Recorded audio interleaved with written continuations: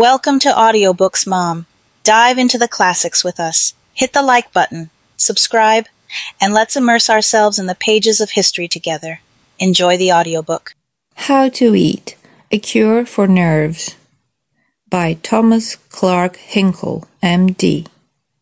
Quote, "Whosoever wishes to eat much must eat little." End quote. Cornaro, in saying this, meant that if a man wished to eat for a great many days, that is, desired a long life, he must eat only a little each day.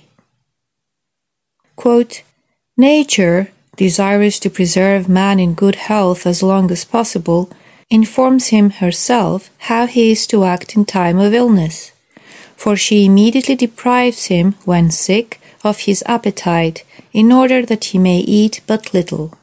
End quote. Cornaro. The Introduction. This author-physician's cure for nerves vividly recalls the simplicity of method employed in the complete restoration to health of one of olden time whose story has come ringing down the ages in the Book of Books. Naaman, captain of the host of the king of Syria, a mighty man of valor and honorable in the sight of all men, turned away in a rage when Elisha, the prophet of the Most High, prescribed for his dread malady a remedy so simple that it was despised in his eyes. But his servants came near and said, "If the prophet had bid thee do some great thing, wouldest thou not have done it?" In How to Eat, the author offers the sufferer from nerves a remedy as simple as that Elisha offered Naaman. He gives him an opportunity to profit by his well-tested knowledge that overeating and rapidity in eating are ruinous to health and shorten life. It is seldom that there emanates from the pen of a doctor a book which, concerning any physical disorder, minimizes the efforts of the medical practitioner. While this author-physician gives full credit to the conscientious physician for the great service he is able to render in all other spheres of his profession, he wholly denies the necessity for medical care in cases of nervous breakdown and discounts liberally the benefits to be derived from professional advice, except in so far as the doctor is the patient's counselor and dictator as to what and how much he shall eat and drink and the way he shall employ his time. Any discourse is valuable which incites a man having a marked tendency to depressing, morbid ideas to rid himself of them. Dr. Hinkle helps the sufferer to gain that confidence and cheer which result from knowledge of certain immunity from dreaded ills and positive assurance of recovery by mere regulation of food or employment along the lines of simple everyday living. But that alone is not sufficient. It is made quite clear that no one thing by itself will ensure a cure of nerves. The cure must come through common sense exerted along several related avenues of endeavor. No matter how steadfastly one may adhere to directions as to abstaining from harmful food and injurious methods of partaking of these foods which are beneficial, if he spends the larger portion of his time idly rocking in a convenient armchair, exerting neither body nor mind nor will, that which might be gained by proper nutrition is largely nullified by lack of physical exercise and mental activity. That this little book may serve as a spur to the bodily self-denial and self-repression and the intellectual and spiritual uplift which make for character building is the very evident goal of its writer. From self-analysis and self-cure he has worked out a philosophy, a system or art, by which those afflicted with nervous breakdown may be healed, and by putting into print the result of his practical experiments in diet and exercise, he has broadened immeasurably the scope of his helpfulness to all nerve-bound sufferers by placing within their reach the simplest of measures by which release is secured from a condition which wholly incapacitates for active service or even for quiet everyday usefulness. It is because the things Dr. Hinkle advises are so commonplace, and because the doing of them day after day, year in and year out, is so monotonous, that people will be tempted to disregard or make light of their helpfulness. But the commonplace things which make up life are all important, as Susan Coolidge has so aptly expressed in these lines, which fittingly illustrate the author's thought.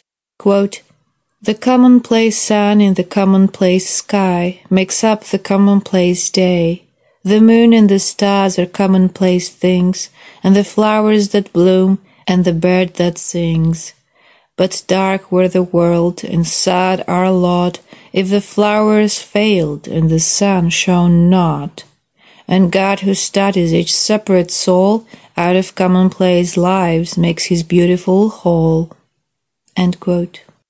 It therefore behooves the sufferer from nerves, and that great host of others who are in danger of a nervous breakdown if they do not speedily mend their ways of eating and living, to heed the kindly admonitions and follow the precepts of this author who practices what he preaches. By persistently doing commonplace things in the most commonplace way, keeping ever in mind the great objects to be attained thereby, good health, good cheer, and increased usefulness throughout a long life, the reader of this little treatise will find it worth many, many times its size, weight, and bulk. And heeding the author's admonition, "Go thou and do likewise," he will not shorten his life or lose it altogether in fruitless quests for the strength and nerve vigor which constantly elude him because of lack of self-control and failure to persist in the simple but efficacious measures of relief here outlined. M.F.S. Chapter 1. Where the Trouble Lies. Quote, "What we leave after making a hearty meal does us more good than what we have eaten." End quote. Cornaro. It is now over 20 years since I had my first nervous breakdown. About 10 years later I had another, far worse than the first one. The first lasted 6 months, the second a little more than 2½ years. Doubtless, if I had not in the strangest way in the world found out how to cure myself, it would have lasted until now, unless death in the meantime had come to my relief. But right here I want to say that if you are looking for some new or miraculous treatment for such unfortunate people, you might as well close the book now, for you will be disappointed. There is a cure for nerves, but the cure is as old as the world. The trouble with poor deluded mortals, doctors included, is we are constantly looking for a miracle to cure us. But if we look back on all the real cures that we have ever heard about, we shall find they were as simple as the sun or the rain. And in the name of common sense, let me ask, what is the difference how we are cured if we are cured and are happy as a result of it? Isn't that enough? Most certainly it is. And now, as we journey along through the pages of this book, I want you to know that these words have been written by one who has nothing to offer you except human experience. As we proceed, you will notice that every statement is tremendously positive. When a man has been through this literal hell of nerves, he knows all about it and what can be done for it. And so, when I tell you the things you must do to get well and stay well, I want you to understand that I know. There is absolutely no theory to be found in these pages. If you put your finger in the fire, you burn it. You don't have to take your finger out of the fire, call in a lot of learned gentlemen and say to them, "Now tell me your candid opinion about my finger. Is it burned or is it not?" And I am just as positive about my cure of nerves as you could be that fire burned your finger. That brings me to what I want to say about the so-called rest cures at the sanitariums. It is a well-known fact that if a case of nerves is pronounced cured at a sanitarium, the cure is only temporary. Sooner or later, every one of these patients goes downhill again. And remember, I am talking about people who have nervous breakdowns through no fault of their own. I have no time to spare for the person who has brought on his own trouble. I am chiefly concerned with that host of children in America, and there is a host, I am sorry to say, born of what I choose to call pre-nervous parents. The girls of such parents frequently break down in high school, and many of the finest boys that I know have this dreadful thing fastened firmly upon them just at the very beginning of their life work. You may think I am a little vehement, but to me, one of the most damnable and disgusting things in the world is that the medical profession remains so ignorant concerning the real cure for such cases. I believe the late Sir William Osler was the greatest physician of his generation. He was not only a man of talent, he was a genius, and his knowledge of medicine almost passes understanding.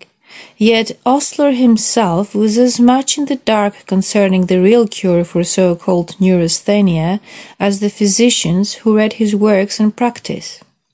If one wants to find out how ignorant the whole profession is on the subject of a permanent cure, let the thing get hold of him, and then let him make the rounds of the physicians, follow out their advice, and see where he comes out. I have said that even the sanitariums of this country, and for that matter I might have said of any other country, do not permanently cure these people. I have ample proof of this statement. I have met these people everywhere, and no doubt you have too. Quite recently the subject was brought up anew to me. I had written an article on the subject for one of the magazines, a magazine having a large circulation. In a very short time, my mail was literally flooded with letters. Every incoming mail brought great numbers of them. They came from physicians of the regular school and from physicians of many other schools too. I won't mention any of them, for this is a treatise on a dreadful affliction and how one may get rid of it. It is not intended as a criticism of anyone. I have no desire to criticize, and I haven't time. I am stating facts interwoven with my own life. If the cure is real, the people will find it out after they have tried it.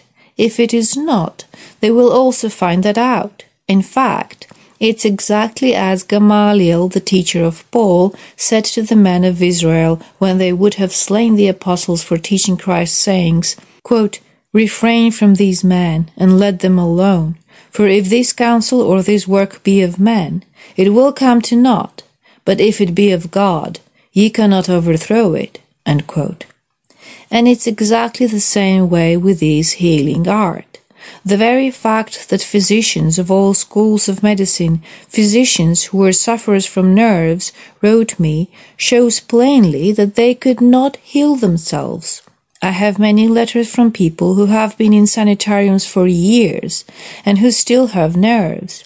The sanitariums do some people a lot of good, but they cannot remove the cause of nervousness. I am certain that the very best rest cure for women is the one Dr. Weir Mitchell first used. But such women are sure to go down again and still again, if that is all that is done for them. Now, frankly, if Christian Science could cure such cases and make them stay cured, I should want a practitioner of this cult to treat them. But Christian Science simply cannot cure them because the underlying cause of this trouble is physical, not mental. In other words, the mind becomes ill because the body is made ill by certain poisons, and the nature of the disease is so peculiar that most of these miserable sufferers will not even try a thing unless someone brings them overwhelming evidence of its having wrought a cure. Or, if they do try it, they usually quit the treatment before nature has had time to do her work and set their bodies right. I have the most profound sympathy for such people. I want to speak directly to them.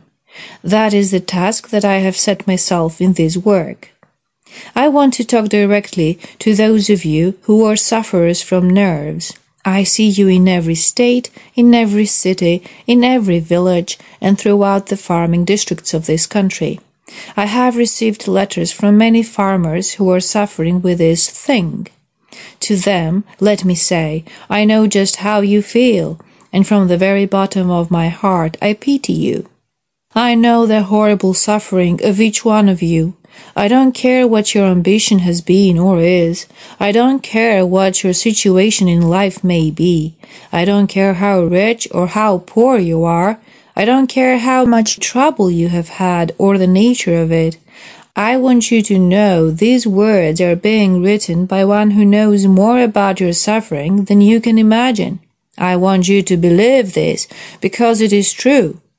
If you have longed and prayed for death, remember that the one who is writing these words also has longed and prayed for death. But one thing you must be sure to remember. While you are waiting and trying to get well, you must have patience. I recollect one beautiful day in early spring when traveling in Nebraska, I passed a little cemetery. How sweet and restful the place seemed!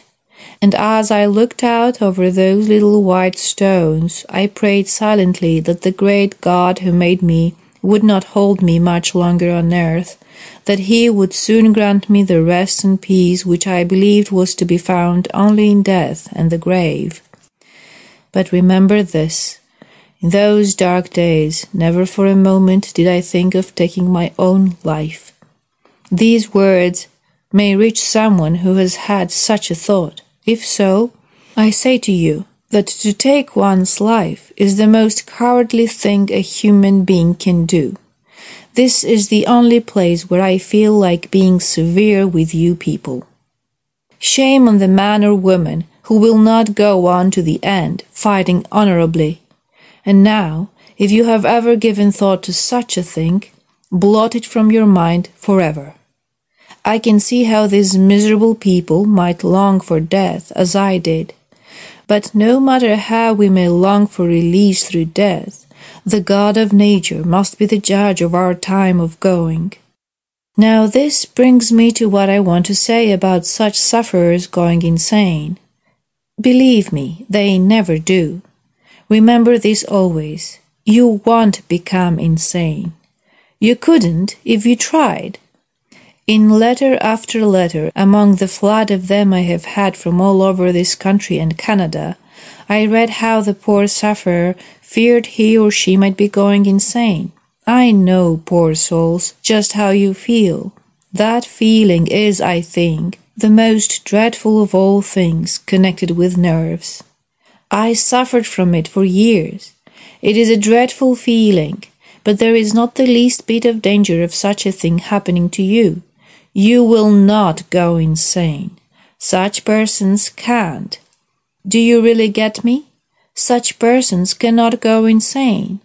This disease is nothing but what we call a functional nervous trouble, and so forget about the danger of insanity for all time. You can be cured, but you will make your return to health just that much slower by harboring this fear.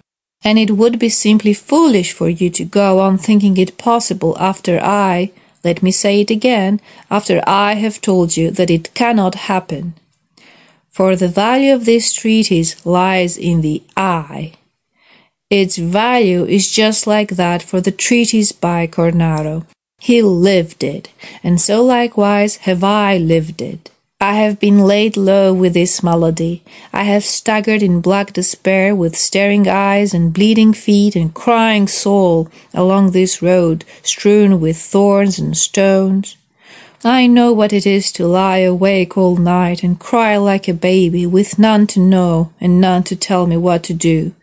I know what it is to be tremendously ambitious.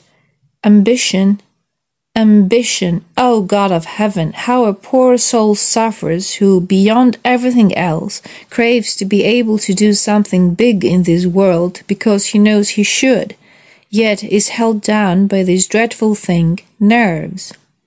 And how little, how unspeakably little do physicians, even the greatest of them, actually know how we suffer, unless indeed there be one in whose own body the fiend has sunk deep its talons. After I had my first breakdown, I made up my mind to study medicine because something told me that I was one of those peculiar people who just think there is something the matter with them. Is it not strange that with all the advance that has been made in general medicine, little or nothing has been done for the relief of the people born with this curse hanging over them? I wish this book could be put into the hands of every nervous parent, for, think as you may, all nervous parents beget nervous children. But does it follow that such children should have a nervous breakdown almost before they are out of their teens? No, decidedly not. And what is more, they never should and never would break down if they had proper food. I look back with horror on the many nights of my childhood when I suffered with night terrors. And right here let me say, no child will ever have night terrors if he is given just what he should eat and is kept from overeating. And now a few words about the first great point concerning the prevention as well as the cure of nerves. Nervous people, and many others as well, eat too much. That, you say, is nothing new, but that is just where the dreadful wrong begins, and why there has been tragedy after tragedy, and why, even while this is being written, there will be many more tragedies. You will hear lecturers say, I myself have said it, and to large audiences, you people eat too much. But if that's all that is said, people straightway go away and say, oh, yes, he's right, of course. We all eat too much. And there it ends. Until recently, people did not know, most of them don't know yet, that each day they are actually bringing the grave nearer by overeating.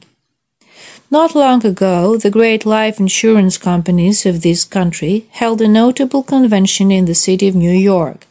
Now, after everything had been said and done, after every phase of life insurance had been discussed, what do you suppose was the great outstanding statement from that remarkable body of men who know more about why people die than any other body of people on earth? It was this, quote, the average American man or woman dies at the age of 43 because he eats what he wants to eat rather than what he should eat.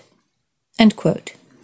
That means, of course, that practically all Americans overeat. They are all like the child who says, I'm not hungry for bread and butter, I'm hungry for cake. And I find that most of these poor deluded nervous sufferers eat what they want under the supposition that it is good for them because they crave it. I myself used to do so. I would eat candy by the pound. And it is odd, but quite true, that nervous people crave the very things that hurt them most. But there is no more sense in eating what you crave because you crave it than there is in the man who is addicted to alcohol, drinking alcohol because he craves it. I once used tobacco. I craved it, but I did not need it just because I craved it. It is true the body naturally needs some fats, some carbohydrates, in fact, a balanced ration, as we shall see later. But I want to make it mighty plain here that never was there a greater error than that of supposing you need chocolates or sweets just because you crave them, and you don't need to overeat and keep on doing it just because you must eat. Chapter 2. How to overcome the trouble. Quote, he who pursues a regular course of life need not be apprehensive of illness, as he who has guarded against the cause need not be afraid of the effect. End quote, Cornaro. We have now come to the second step in the cure of nerves, eating the right food in the right way.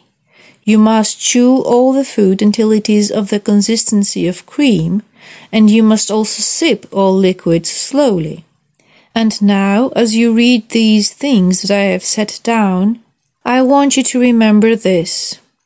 Doing any one thing, and doing that alone, will not cure this malady. No, It is doing a number of things at the right time. I know this is true because I have tried it. For a time I chewed my food to a cream, but that was the only thing I did in an endeavor to get well. I was doing none of the other things that are absolutely necessary for a cure. This is one great trouble with all such people. They will Fletcherize for a time and then say there is nothing to that because it does not cure them. Well, as I've said, that alone will not, and I want to dwell at length on this because nobody knows as well as I do what harm such a belief does the nervous sufferer. Trying out Fletcherizing alone, which I say must be done together with other things if you want to get well and stay well, is like taking the handle of an axe and going out into the woods to cut down a tree. Now, with Fletcherizing, you have a perfectly good handle, but you know very well that you can't cut a tree down with only an axe handle. But that is not the fault of the handle. The fault is obviously your own. Now, suppose you get the axe and fit the handle to it. You can then cut the tree down if you work hard enough at the task. Again, suppose you cut the tree halfway through and quit. Will the axe keep on until the work is done?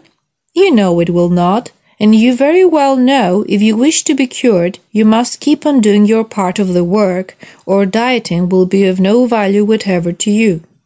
Now, suppose a man comes along and tells you that the axe you have is no good, and therefore it is no use for you to keep on trying to use it. That is exactly what some physicians still say about Fletcherizing. But you say, I must cut this tree down. Nobody will do it for me. How shall I get it down? Can you give me an axe that will cut it down? Oh, no, he replies, but anyway, there's no use fooling with that one. Then, if you are determined to do the work, you say, I have to cut the tree down. You have no other axe to offer me, so I'm going to try the one I have. And you go ahead and cut down the tree. Then, just as you have finished, the man comes your way again, and in great delight you call out to him, Come and see! I cut this tree down with the axe you said was no good. The man comes over to you and says, Where's the tree? I don't see it. You are astonished, and you tell him, There, it lies on the ground right before your eyes. Can't you see it? But he turns and walks away, saying, There is no tree there. It is all in your mind. This is exactly what people with nerves have been told again and again by physicians, by relatives, and by most other people who have never had nerves. I tell you these things so that when you begin to eat sparingly and chew your food to a cream, you may fortify yourself against well-meaning but mistaken friends and relatives. And, oddly enough, it does seem that the individual with nerves has more friends and relatives than any other person in the world. Remember, you must not only chew your food to the consistency of cream for 1 or 2 months, you must make this practice a lifelong habit. If you cannot take time to eat a meal in this way, you had much better go hungry. To people who travel and must frequently take their meals in railroad eating houses, I would say, get some bread and butter sandwiches and eat them slowly while on the train. There is always a chance to secure all you need to eat, too. You may not always be able to sit an hour at the table, the time we should give to a meal if we eat as we should. I know many object to this rule on the ground that if we followed it, we should get nothing else done. But that is nonsense. Did not the master of us all say, Are there not 12 hours in the day? Then can we not devote 3 of the 12 to our food? If we have 9 hours in which we are at our highest efficiency, is it not good sense, if we eat 3 meals a day, to give 3 hours to these meals? There is only one sane answer to the question: we should take an hour for a meal. Every now and then, some magazine writer will state that the chewing of food to a cream does not help everybody. He will tell you that you can swallow your food any old way and it will not hurt you in the least. In fact, I actually saw an article in one of our leading periodicals containing just such statements. We should, I suppose, have only pity for an editor who would give space to such stuff, and should also pity the poor wretch who by writing it is striving to attain notoriety. At any rate, there is one excellent thing about such lies. They do harm for only a little while. When people find out that the thing is harmful to them, they usually quit it, no matter how many notoriety seekers are urging and encouraging them to keep on. Usually the sufferer with nerves is the only one in the household who will eat sparingly and chew his food slowly. But now and then I find an intelligent, sympathetic man who will do so because it is helpful to his wife. He sympathizes with her infirmity and with fine self-denial eats as she does. And note this, he usually derives benefit from so doing.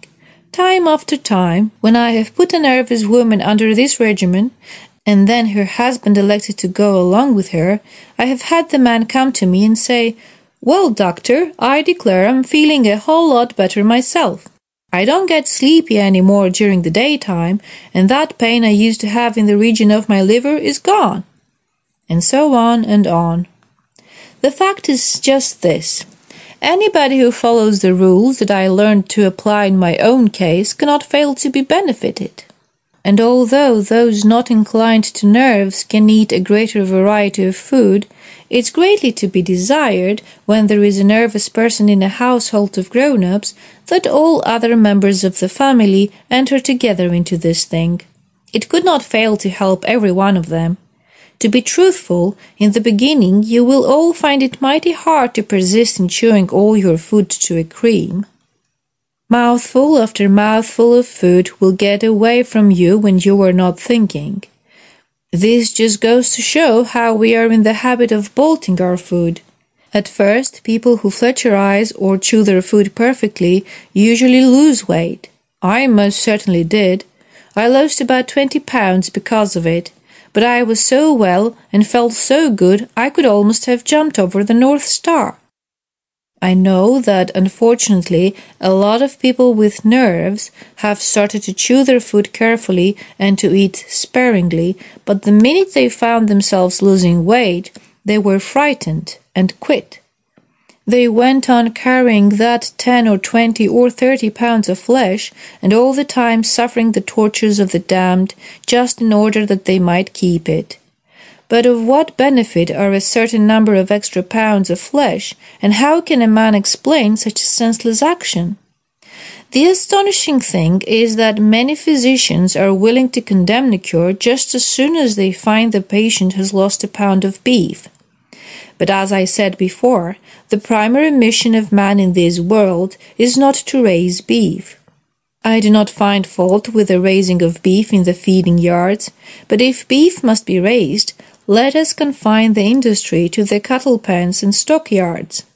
Let us not worship it to the degree that we would rather live in hell than part with a few extra pounds that overload our own bodies. Now just here I want it distinctly understood, as I have said before, that this text is primarily for functional nervous cases. Tubercular people belong to an entirely different class.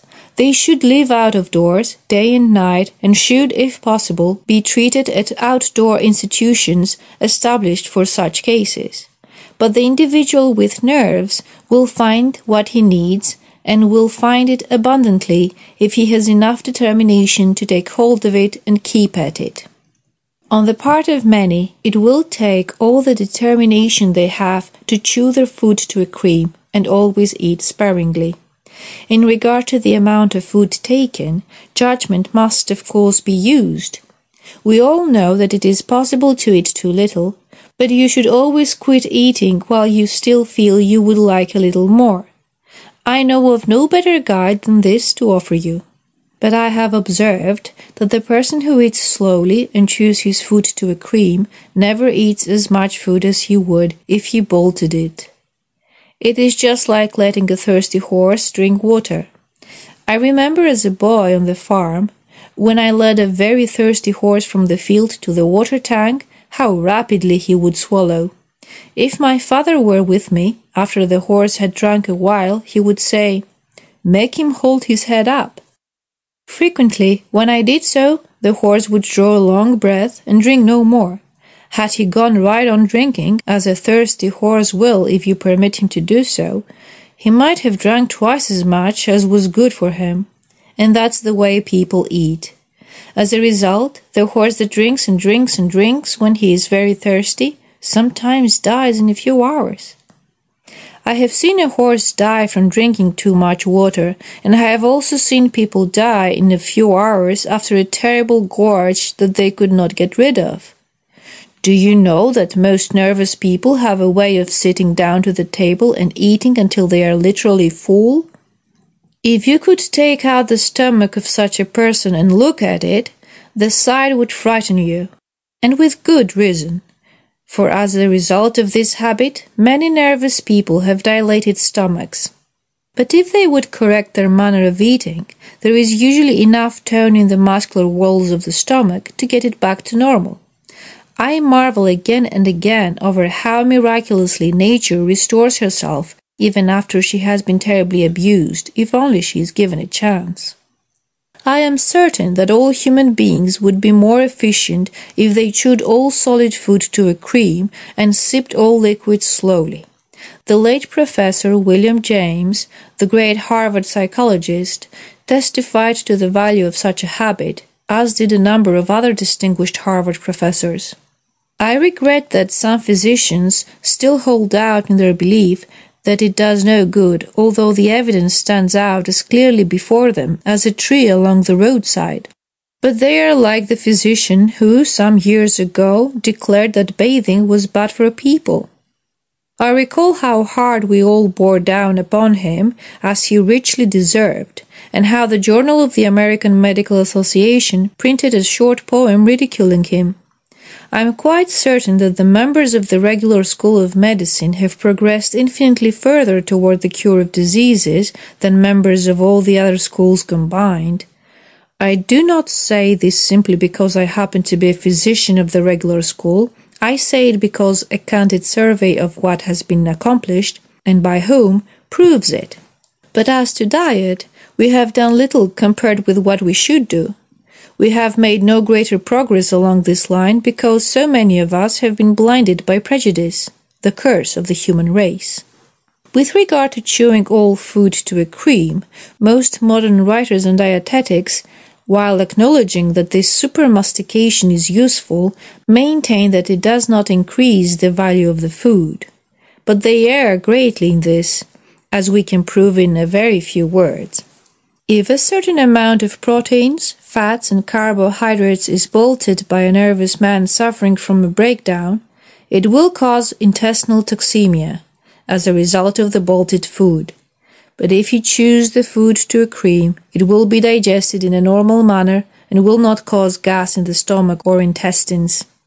The proper amount of food is absorbed and nourishes the man as it should. Now, did not the thorough mastication of that food increase the value of the proteins, fats and carbohydrates? The thing is a self-evident fact. In the first case, a man takes food which quickly turns to a loathsome poison. In the second instance, the same kind of food is so thoroughly mixed with the ptyalin in the saliva that whatever is eaten becomes a valueless protein or fat or some other food element. After many years of sad experience with this malady we call nerves, I am convinced that the reason why people have this disease is because they are literally food drunk. I have treated men who had been on an alcohol debauch, and I know how terribly depressed they are after such a spree is over.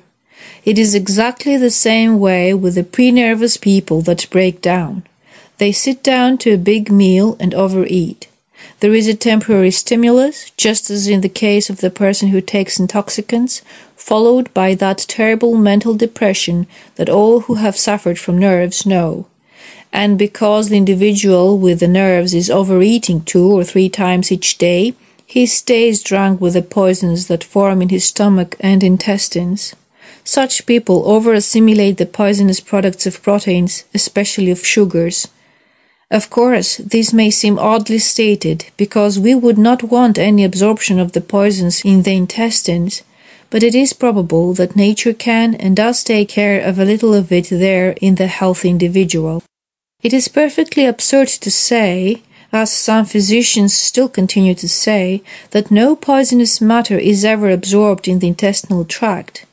Give a child something that causes intestinal indigestion, and see how quickly he has a rise in temperature. This fever is the direct result of poisons absorbed in the intestines. In the case of the nervous adult, however, this poison does not as often result in fever as it does in a horrible mental depression and a complete inability to perform any sort of work. And so there seems no question but that this terrible malady we call nerves, or a nervous breakdown in any of its many forms, is, in a majority of cases, the result of the wrong eating habits of the individual. The chewing of all food to a cream will go far toward curing the trouble, but in most cases this alone will not effect a cure. It would not have done so in my own case, although I did see much improvement as a result of that practice alone. And here I want to say this. There are many who say they cannot eat acid fruits because of the distress they cause. Now, if such people would always chew an apple, a pear, or other fruit to a cream, no distress would result from eating fresh fruit. But such people must follow in detail the diet I shall give further on. Now, facts cannot be stated too strongly. It is certain acid fruits will cause distress if you do not chew them to a cream. I would swell up like a toad if I ate only one apple hurriedly. I don't dare think what might happen to me if I ate 3 or 4 in that way. I might possibly find myself transformed into a human balloon and float away into space. But I don't eat apples that way, not now. Some who read these pages may think it very strange, yet it is quite true that there really are persons suffering with nerves who have not gumption enough to follow this simple rule of chewing all food to a cream. I despair of ever helping those people. They still continue to dispose of a big meal in 15 minutes and then insist they have chewed all their food carefully. I have had that thing happen right before my own eyes. Then think of their complaining that they cannot eat apples because they cause so much gas in the stomach. One reason why a large number of such people are troubled with gas, even though they do chew their food to a cream, is because they immediately follow a meal with 1 or 2 cups of tea or coffee. Now, please remember this. An individual afflicted with nerves has no business drinking either tea or coffee. He should let them both alone. Plain hot water is the very best drink in the world for a nervous person. If you want a drink after your meal, drink a cup of plain hot water. And you should also drink a cup of hot water half an hour before breakfast. If you do not care for breakfast and feel you do not need this meal, drink the hot water anyway. The victim of nerves should never drink during the meal, but after it, if he must drink anything at all. He should also drink a pint or more of cold water between meals every day. Now, another thing with regard to chewing all solid food to a cream, it has been proved over and over again in my own case, and in that of many others, that in doing this, the brain and muscles are both made stronger and keener for work, that those who chew their food in this way have much greater endurance, both mental and physical, than those who do not. Today, if I should relax my vigilance in respect to chewing my food, I should soon go down again. But with this aid, which I now so easily employ, combined with exactly the right things to eat, I find I need have no fear. It has been 10 years since my last breakdown, and in that interval I have done the very best work and by far the hardest brain work of a lifetime. I do not believe people break down from overwork. You may think that a perfectly absurd statement, but I have good grounds upon which to base my belief. If nervous people would eat sparingly and chew their food to a cream, Eating the foods I shall mention later on, I am confident they would rarely, if ever, break down. It is certain that in the last 10 years, with the greatest mental strain on me, I should have gone down again, and perhaps more than once, if I had not found what caused nerves and how to prevent it. In the meantime, I have written 10 or more books, and every writer at least knows what a nerve-wracking profession writing is. In addition to all this mental labor, I have gone right ahead with my medical practice. Surely there is a balm in this particular Gilead. But if you will not chew your food to a cream, you need not expect to win the entire reward. And you must do this not only one day, or 1 week, or 1 month, or 1 year, but all the days, weeks, months, and years that you may live. And alas, I know only too well all the trouble well-meaning but deluded people who sit at the table with a nervous individual will make him when they discover how much time he is taking to chew his food. At first, because of the length of time I spent at a meal, such people thought I must be eating as much as a horse. But here and there, for I was in many places, when people found out what I was doing, they would only courteously deride me for being so gullible about what they termed fads. We are all well aware that the vast majority of Americans do not chew their food to a cream or anything like it, and there are those, therefore, who advance as an argument that because the majority do not, there must be something wrong with the minority who do. Well, let us follow this out a little. Not so many 100 years ago, everybody believed the world was flat, but their theory did not make it flat. And so, even though thousands of people who crowd our eating houses do bolt their food, that does not prove there is no danger in the practice. And they who do it are digging their graves with their teeth. Chew your food. Chapter 3. Right and Wrong Diet for Nervous People. Quote, "He who leads a sober and regular life and commits no excess in his diet can suffer but little from disorders of any kind." End quote. Cornaro. People who are the offspring of nervous parents and who have had a nervous breakdown should not eat commercial sugar, eggs, or animal food of any kind whatever. These statements may seem wholly unimportant to some people, but I realize what a tremendous bomb I throw into the camps of others when they read them. You see, for centuries people have believed meat and eggs to be the best of all foods. So when I make a statement like the foregoing, the effect is not unlike that which followed Columbus's statement that no matter what people believed, the fact was that the earth was round, not flat. From the very beginning, it has not made a single bit of difference as to what physicians or anybody else thought. Facts count. And no matter what we may think or how long we have thought it, facts go right on being facts just the same. Sometimes, even after 20 years' experience, about once in 2 or 3 months, because there is nothing else at hand, I find myself eating a small bit of meat. This usually happens when I am on a lecture tour.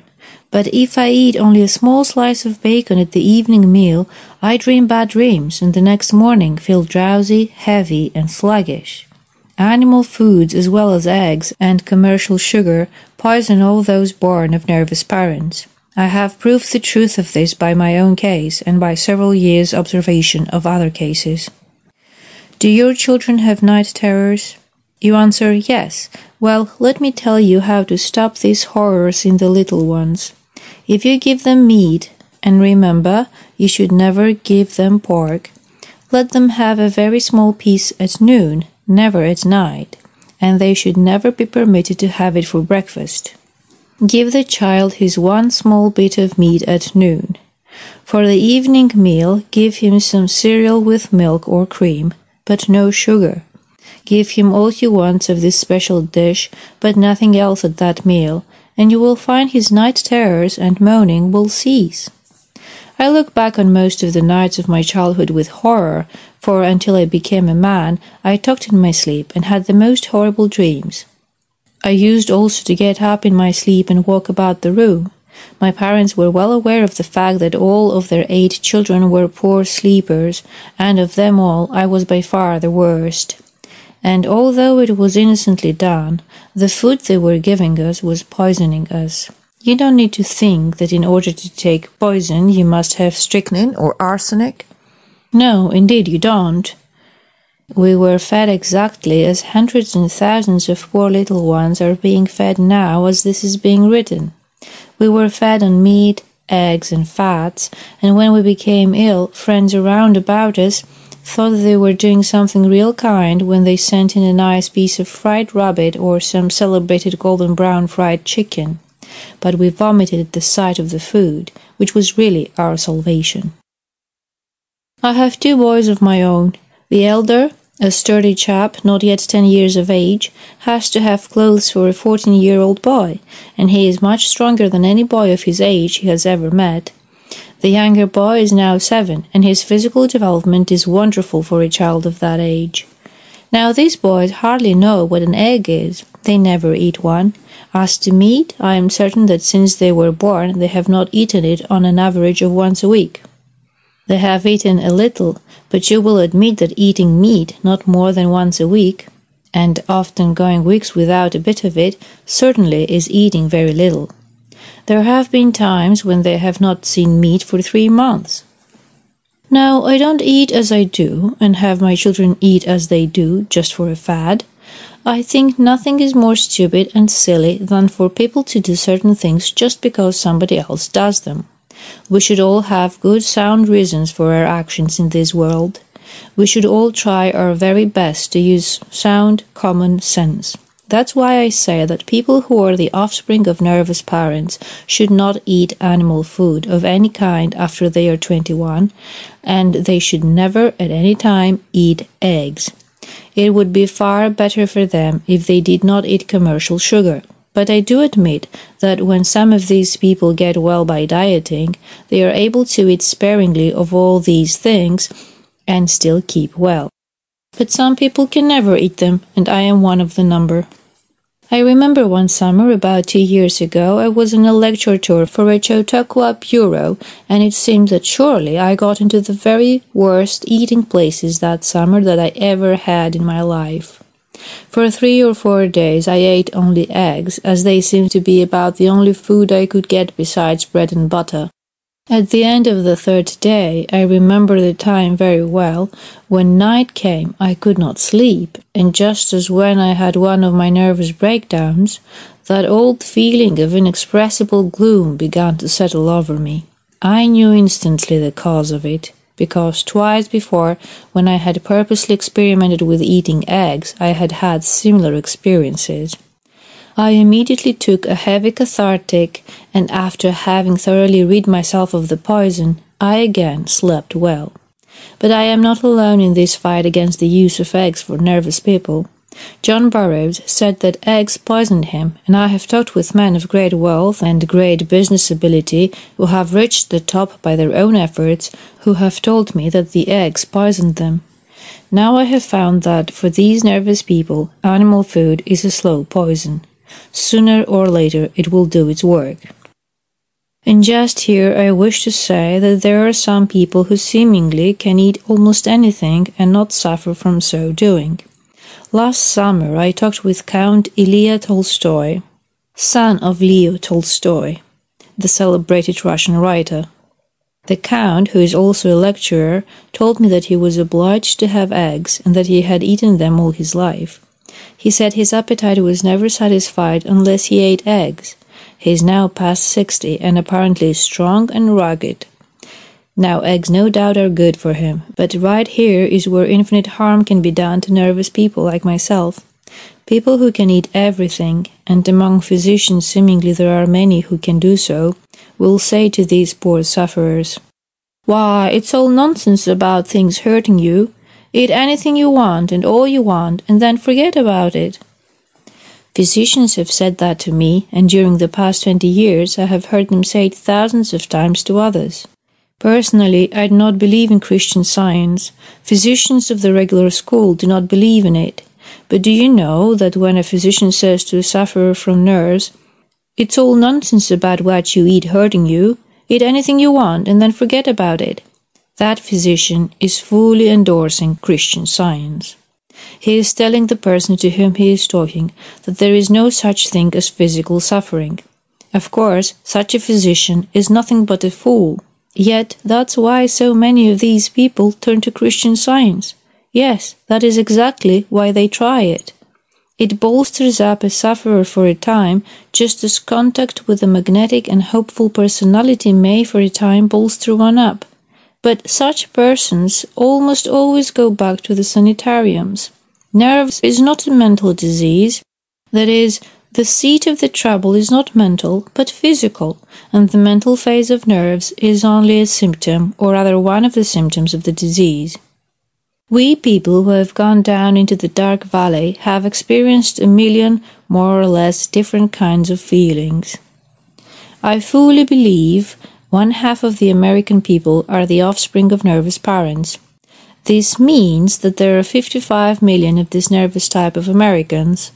This type includes people all the way from the man in an office who gets angry quickly to the individual who is in a state of complete collapse, and the man who is afflicted with nothing more than a quick temper or is living under high nervous tension is liable to beget children who will suffer from the malady in a far worse degree than ever he will, unless indeed he eats only the things he should eat and observes a number of other rules beside the two I have already laid down.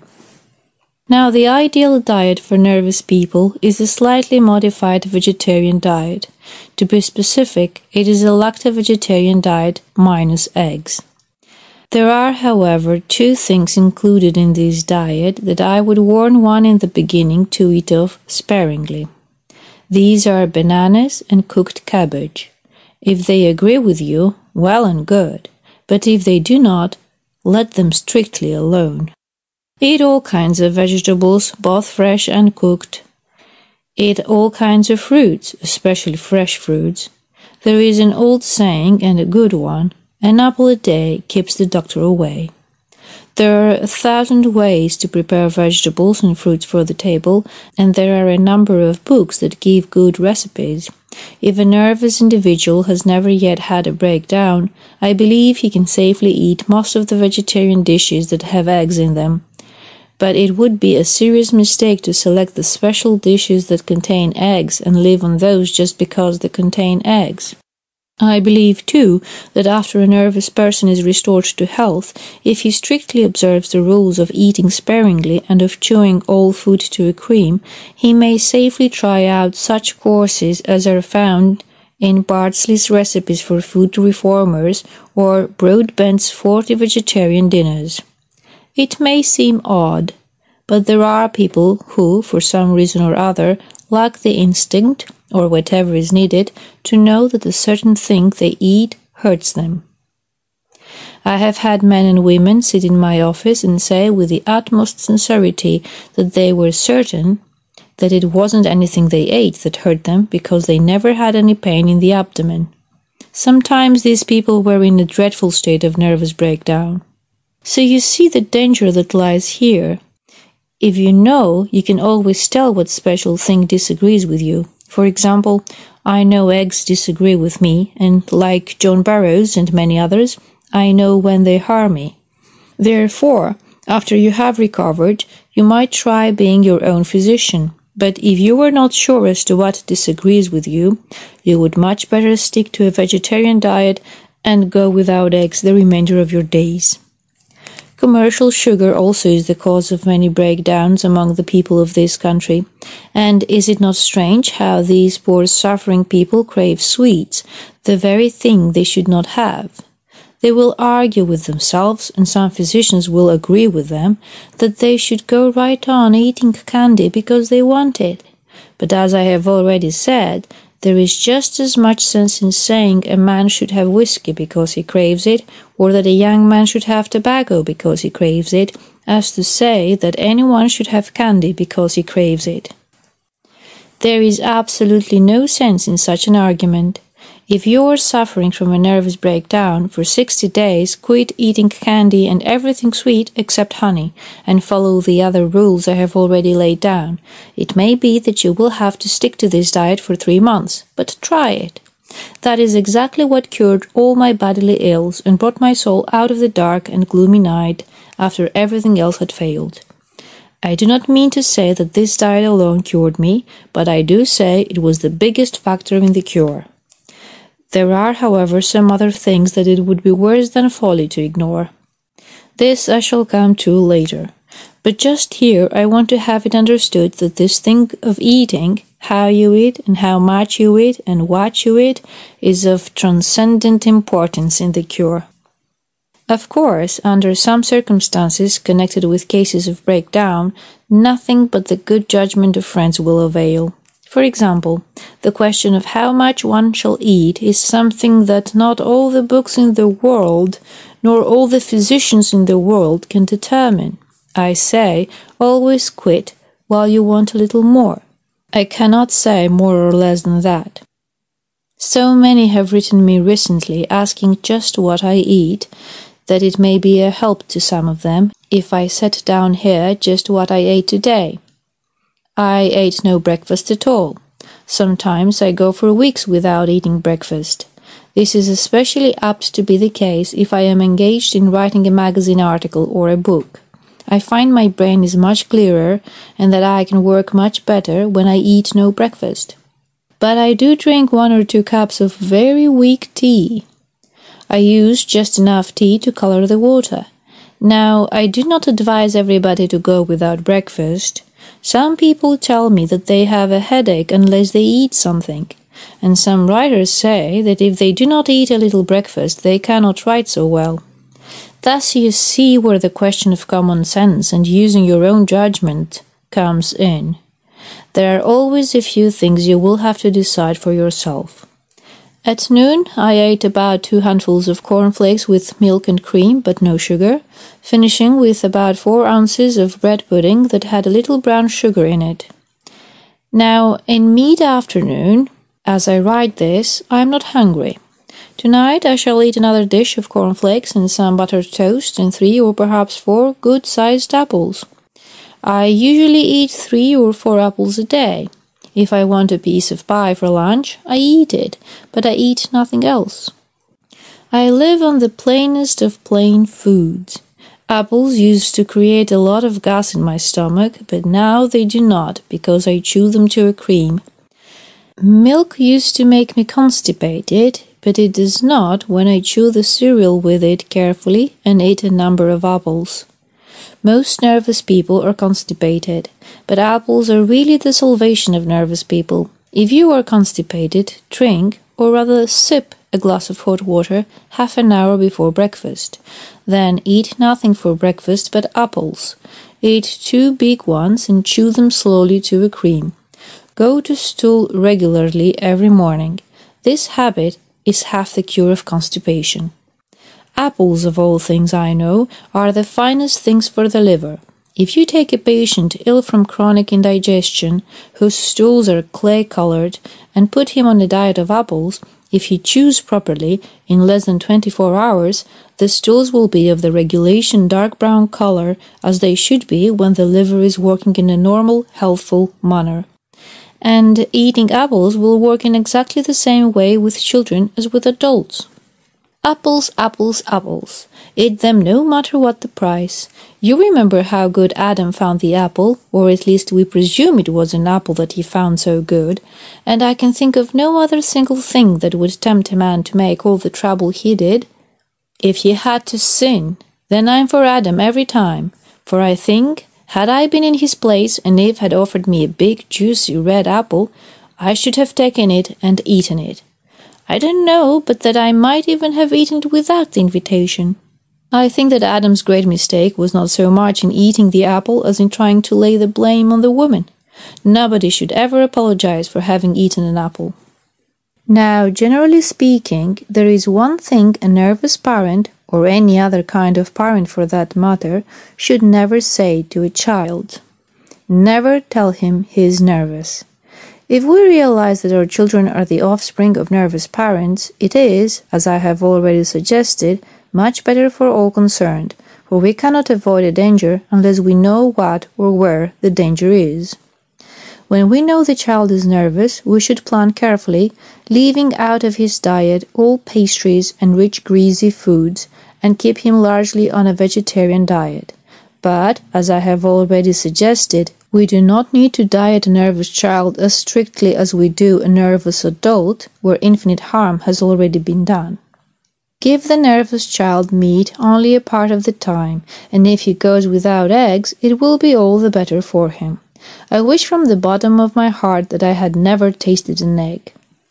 What a fine thing it would be if we so trained our children that they would never suffer from nerves. And usually it could be done.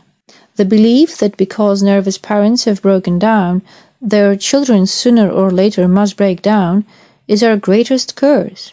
But such a belief is absurd, for if dieting, outdoor exercise, and a few other simple rules are observed, there is no danger that it will happen. To be sure, these rules must be definitely understood and strictly adhered to. If we treat this misfortune in the manner I shall mention later, we can make our lives more successful and infinitely happier than the lives of those who have never learned self-control. For instance, I am far healthier than men all around me who seem to be able to eat 3 Christmas dinners each day. They sit at the table and boast about being good feeders. Then, later, they come to me for pills, saying, "There is nothing the matter with me, doctor, but I thought I had better take a little medicine so I won't get ill." But they don't fool me. I know exactly what is the matter with them. They are so full of pork they can't think. To tell the truth, we people who have suffered from a nervous breakdown or some illness akin to it, and have learned that we must eat right or die, are of all people the most fortunate. Every now and then I hear some good old sister, with a face like a full moon and jowls like a bloodhound, say, as she finishes her 3rd piece of mince pie, her waistline having extended accordingly, "Isn't it too bad about poor Brother Jones? He looks so terribly thin. They say he has fallen away from 160 pounds to only 150, and they do say he can't eat meat and eggs at all, the poor man." But the real facts of the case are that Brother Jones is able to walk 10 miles any day, and the possibility is that in the not-distant future he will read in his morning paper that Sister Sue Portley has been operated on for gallstones, and the number reported is almost unbelievable, about 300 in fact. And so, all the time Sister Portley was feeling sorry for lithe, energetic Brother Jones, she was a walking stone quarry as it were, and yet didn't know it. So don't worry because you have to diet, or because after reading these lines you determine that you must begin to diet, for whoever you are, and wherever you may be, you belong to a most fortunate class of people. And now I wish to say some things about what nervous people should do besides dieting, and especially do I wish to say these things to those now suffering from a nervous breakdown. Much of it at least will apply to children of nervous parentage. You will observe as you go along that I keep mentioning these children.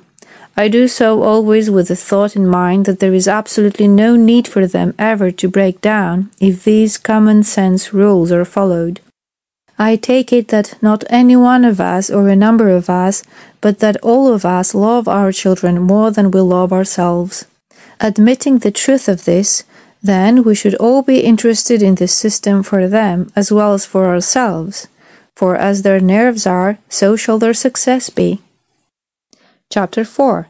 Value of Outdoor Life and Exercise. Quote, "Better to hunt in fields for health unbought. The wise for cure on exercise depend. God never made his work for man to mend." End quote. Dryden. People in this country are now beginning to get away from the idea that a man or a woman who is past 60 is getting old.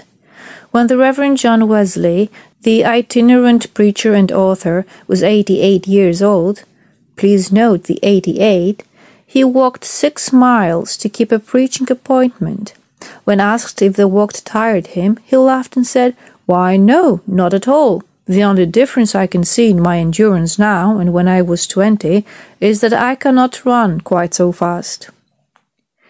I know there are calamity howlers who say, "Oh, well, some people are born to success and long life, and some are not." The individual who permits himself to get into that frame of mind is doomed, and no one can help him. Such reasoning is, of course, all nonsense. John Wesley was always a spare eater, yet he lived an active outdoor life, often traveling 40 and even 60 miles a day on horseback. He never failed to keep an appointment on account of the weather, and he was a tireless worker, often preaching 4 and 5 times a day. At the same time, he read and wrote every spare moment, turning out a large amount of literary work. Dr. Eliot, ex-president of Harvard College, a constant writer and speaker, and among the greatest of American educators, now nearer 90 than 80 years of age, is also a moderate eater. He says, quote, "I have always eaten moderately of simple food in great variety. This practice is probably the result first of a natural tendency and then of confirmed habit and much experience under varying conditions of work and play. From much observation of eating habits of other people, both the young and the mature, I am convinced that moderation, simplicity, and variety in eating are more important than any other bodily habit towards maintaining good health, power of work, and, barring accidents, attaining to enjoyable old age." End quote. It is interesting to note what that eminent lawyer, legislator, and orator, Chauncey M. Depew, had to say on the occasion of his 87th birthday about a simple diet and reaching the century mark. Quote, "The true philosophy of life is this. The more you like a thing, the more reason there is for giving it up if you find it is not good for you. If you treat nature properly, nature will adjust herself to you. My diet is very simple. I have the same breakfast every day in the year, and it consists of an orange, 1 4-minute egg, 1/2 of a corn muffin, and a cup of coffee, which is mainly hot milk. I have this at 8:30. My hour of rising is 7 every morning. For luncheon, I partake principally of vegetables, with no meat, and a glass of water. This is at 1 o'clock. At dinner, I skip most of the courses and enjoy small portions of vegetables, fish, and fowl. I never eat between meals and consume now less than half I did at 50. End quote. The vigor and long life of Bishop Fallows of Chicago are mainly due to his living and mental habits and to his simple diet. He is well over 85 years of age, but few men of 80 years can do as much work the year round. There are 2 or 3 sermons and several public addresses each week, and the work of a large parish, from marriages and christenings to funerals and parish visitings, which is never slighted.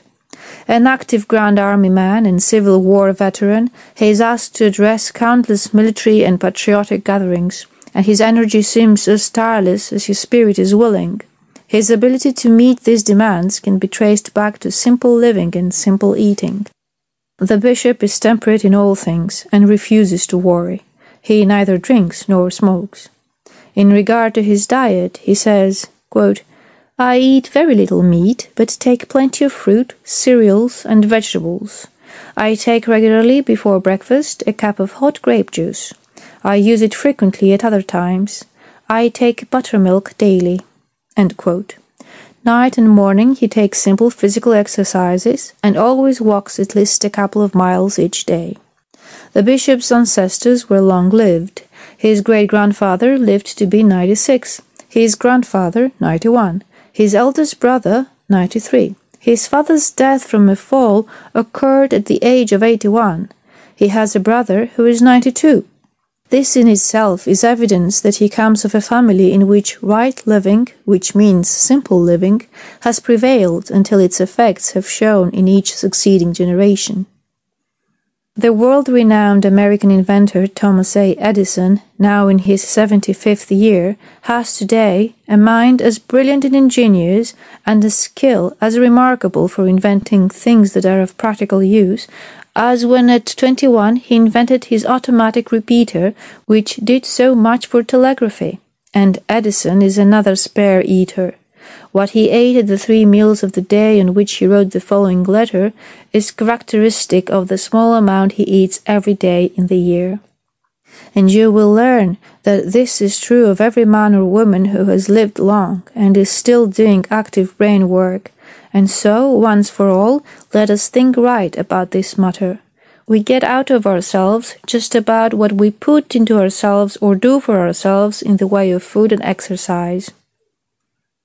From the laboratory of Thomas A. Edison, Orange, New Jersey, March the 2nd, 1921. Dr. Thomas Clark Hinkle, Coker City, Kansas. Dear Sir, your letter of February the 25th was received.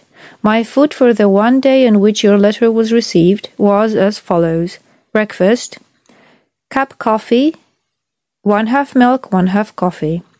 2 pieces toast, 2½ inches by 4 inches, 1/4 inches thick. Another piece toast with 2 small sardines on it. Midday meal, glass milk, 2 pieces of dry toast. Evening meal, 2 glasses milk, 3 pieces very thin dry toast, small piece steak, 1 1/2 inches wide, 3/8 inches thick, 3 inches long, small baked potato, 1 piece nut chocolate. Weight 185 pounds. Can diminish this diet without loss of weight. Yours very truly, Thomas A. Edison. Most people do not take enough systematic outdoor exercise, and exercise, I would have you understand, is another essential in the cure of one who has nerves. But I am quite sure that a lot of bad advice has been given women sufferers along this line. I find that as a rule, women make better progress, at least at first, with complete rest or as much rest as they can possibly get.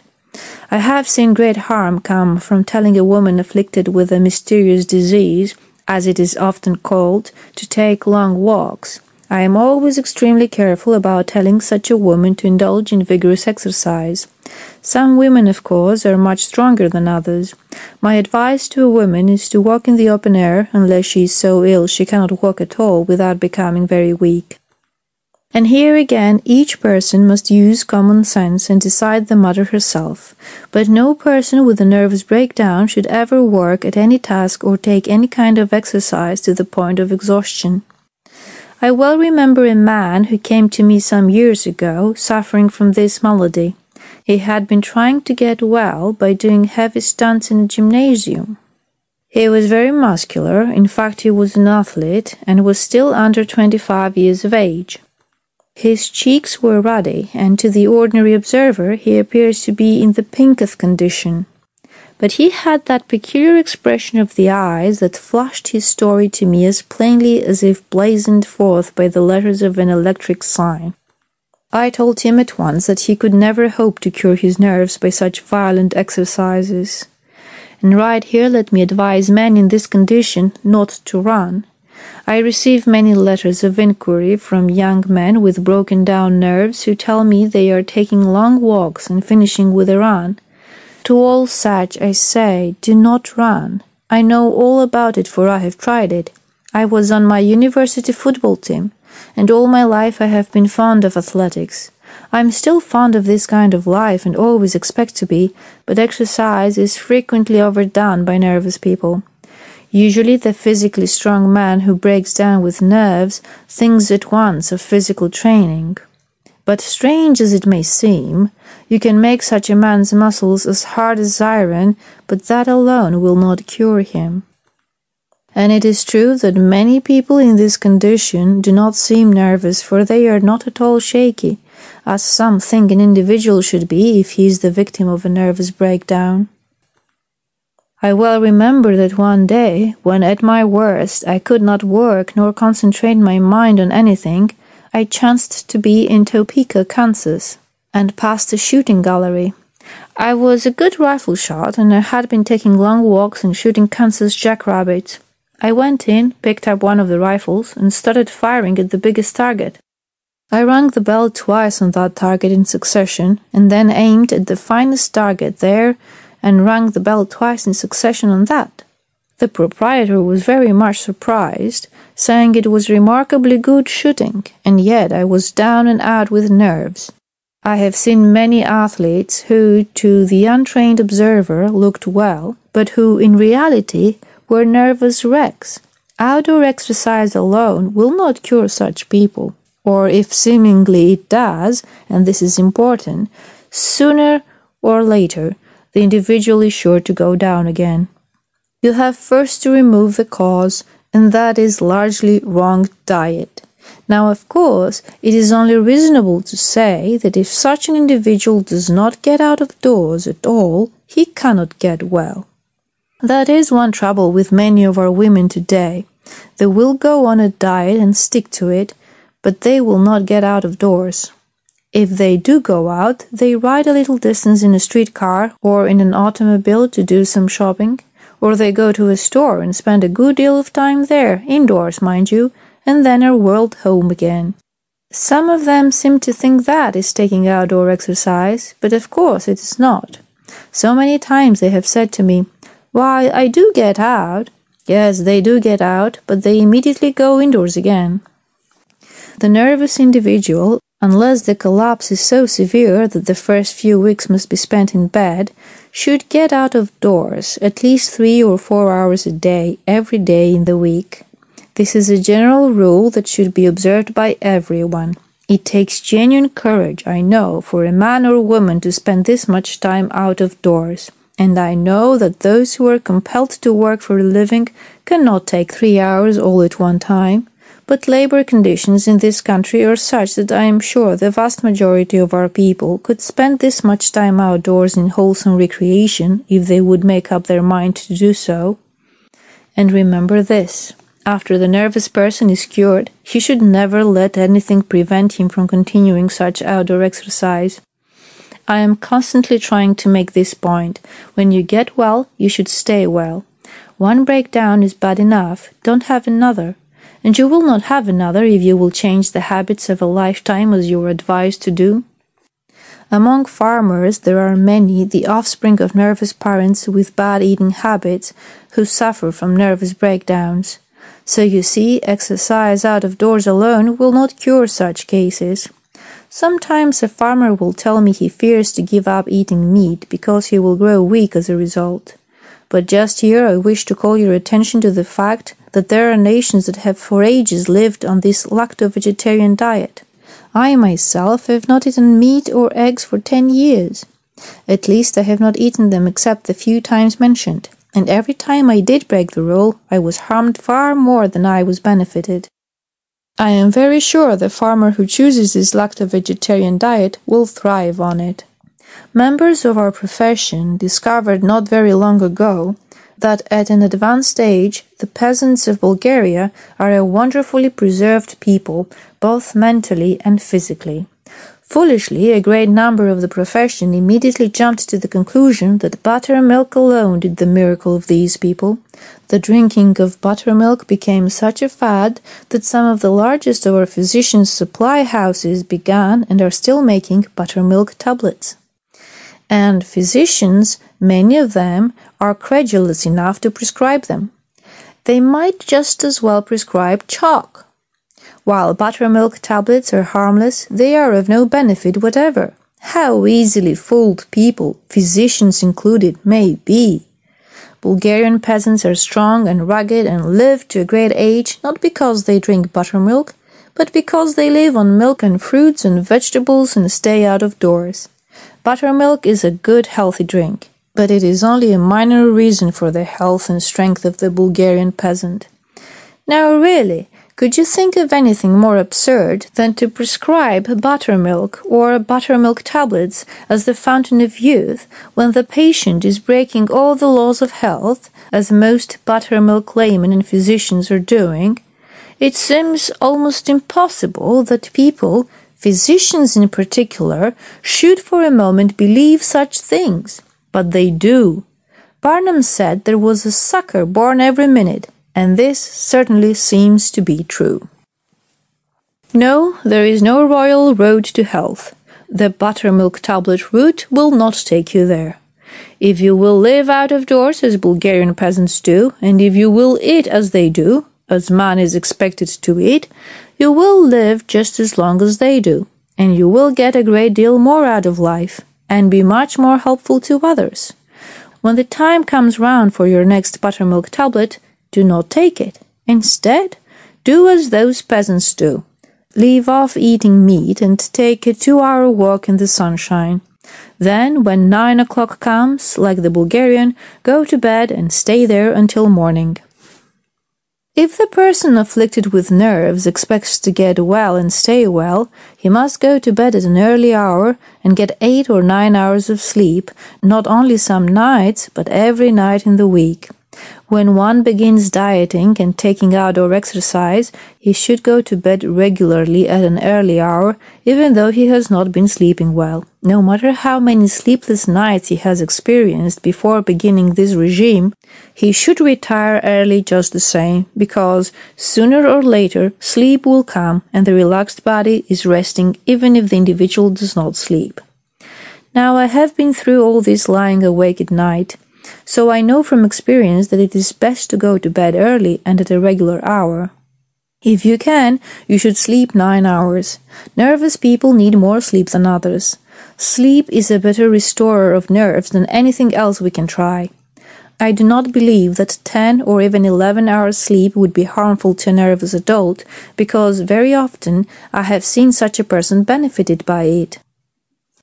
Children should have all the sleep they want up to 10 or 12 hours, but after a child has wakened in the morning, he should be permitted to get up.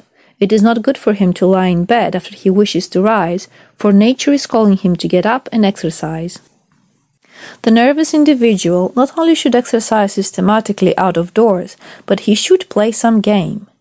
You remember when we were children, how much we loved to play?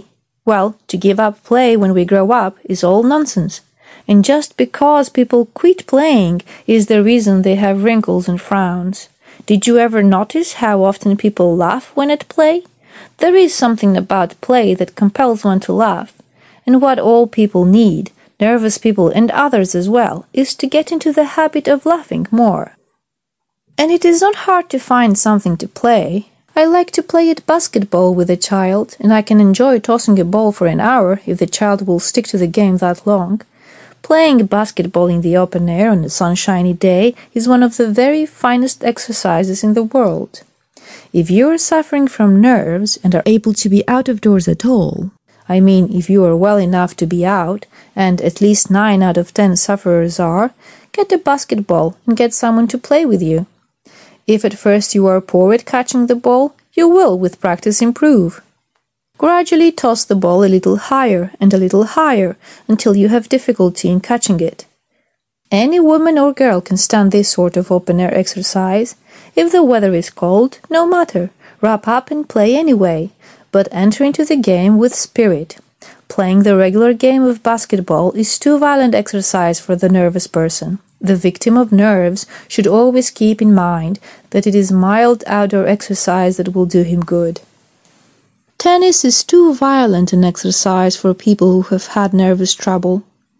Anyway, there is no use in one's doing anything that will make his heart beat like a trip hammer.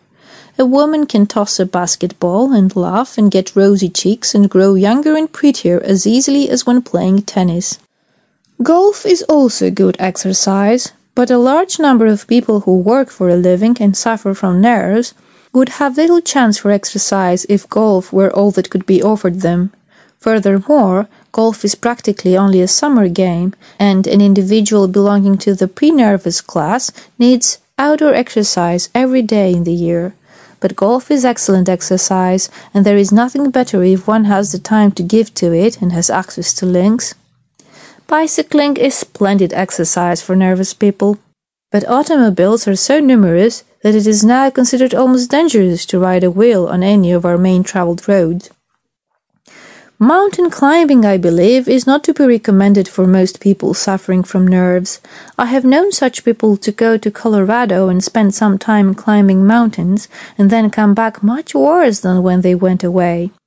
My advice to the nervous person who goes to the mountains is to be out of doors all the time he can, but to take things easy.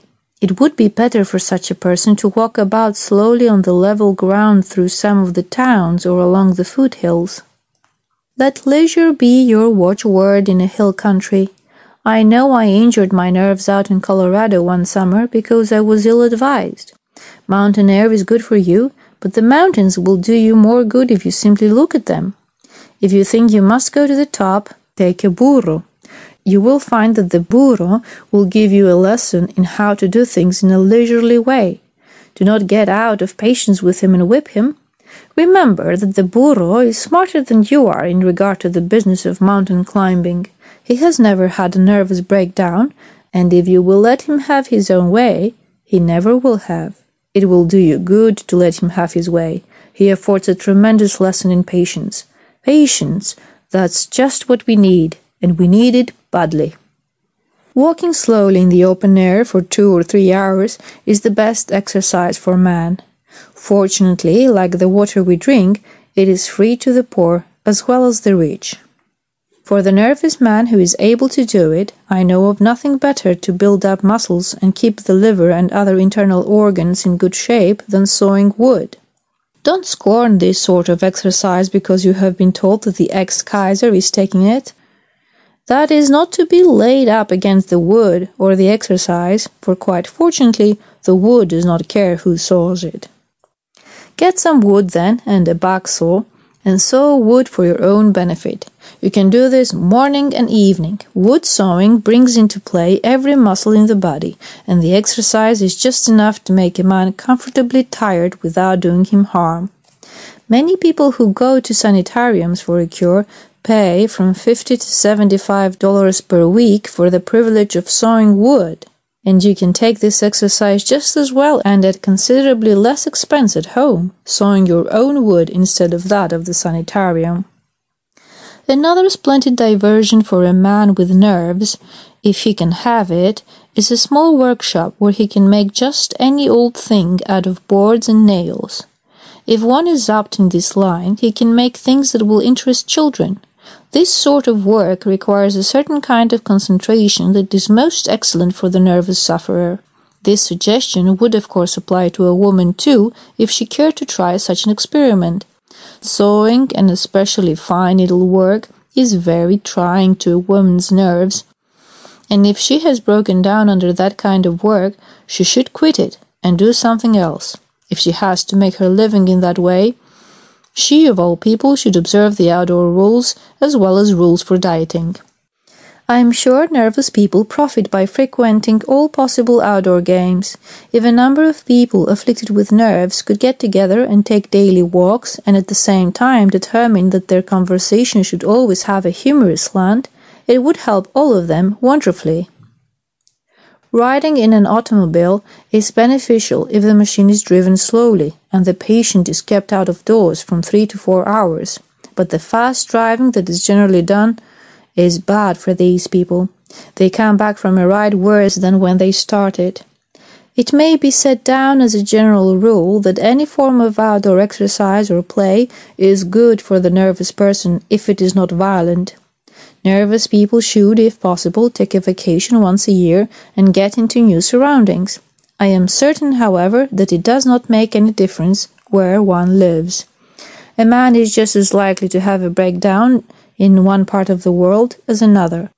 While on these vacations, he should stick to his rules just as rigidly as when he is at home. I have had letters from people in Canada and from others in Florida who have suffered nervous breakdowns. In California, some go to pieces. I have had many letters from people living there who have broken down. People also break down in Colorado and in New York. In fact, in every state in the Union. Climate does not seem to make any difference so far as this trouble is concerned, with the exception that in high altitudes I have observed nervous people are inclined to be more restless than elsewhere. Some years ago I went up Pikes Peak to the Summit House. I went to bed and spent the night there, but I do not say I slept, for in reality I slept only about half an hour. I was not at all sick at the stomach, as so many are who climb up there. I had prevented this by eating a very light breakfast and chewing my food to a cream, but I was extremely nervous. I had found a great many other nervous people who would not feel quite right when in high altitude. As a general rule, sea level is as good a place as a nervous individual can find to live. But people break down there too. The diet, you see, is the big thing. And when I say diet, I mean the way food is eaten and the amount eaten quite as much as I do the kind of food eaten. And once more let me say, systematic outdoor exercise also counts, and you can't keep fit if you exercise only 1, 2 or 3 days a week. Some people who take long walks in the country on Sunday think that will suffice, but it will not. You must have exercise every day and must have some play along with it. Gymnasium work is of very little value as compared to outdoor exercise. In the summertime, gardening is a splendid form of exercise, and so is the care of a small flock of chickens, which is possible for those living in the smaller towns. It is always better, when taking outdoor exercise, to have something definite to do. When walking, it is a good plan, if you can, to have some definite place to go, and if you have an agreeable companion to keep up a rapid-fire talk, that will help also. All these things are mentally stimulating. Then, if possible, sleep the year round on a sleeping porch. If you don't possess a porch, then have all the windows in your sleeping room wide open, day and night. If for a time you have to take physic, it is best to take some hot mineral water half an hour before breakfast. But adhering to dieting and exercise and eating enough apples usually overcomes constipation. Now, there are some things about which a person must use his own good judgment. For instance, if you have any bad teeth, you should at once go to a good dentist and have them attended to. Nobody with bad teeth can have good health. Again, if your tonsils have become mere pus sacs, you will have to go to a good nose and throat specialist and have them removed before you can expect to have good health. This, however, applies to all people, whether nervous or not. The same thing is true with regard to your eyes. If you are suffering from eye strain because you need glasses, you cannot hope to get well of nerves until your eyes are properly fitted to glasses by some reliable eye specialist. These are things that each individual must discover and do for himself. He should consult a dentist, an oculist, an aurist, or other specialist according to his particular need. Chapter 5. Effect of right living on worry and unhappiness. Quote, "Neither melancholy nor any other affection of the mind can hurt bodies governed with temperance and regularity." End quote, Cornaro. A very sad thing about some nervous people is the fact that in their lives there are domestic or other troubles which no physician can overcome. Some of them live in depressing surroundings, but for all these there is hope. There is no doubt that if we can restore the brain to a perfectly normal, healthful state, the human being can bear more suffering than when the brain is affected. Perhaps when speaking of the spirit, we had better call it that, rather than the brain, for that mysterious something we call spirit does make its home in the brain of man.